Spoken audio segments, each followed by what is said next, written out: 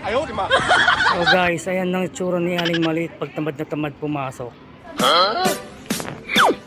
Sabi ko ba guys kung bakit tamad na tamad pumasok to si Aling Maliit? Dahil sa order niya. Oh. Pwede ka na, pasok na tayo Aling Maliit. Wala pa talaga. Wait pa lang. Mag-aalauna na, tara na. So nakita niyo yan guys, ang dami niyang ginagawa. Pilit. Pilit.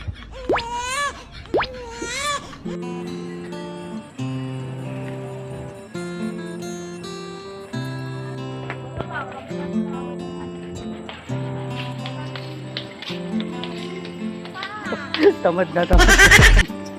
Darating yung order mo mamaya. At started si TikTok. Yun.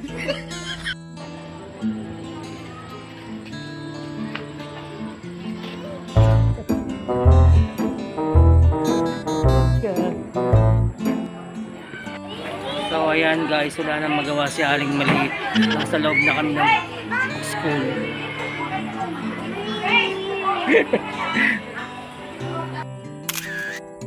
Ayaw, di ma.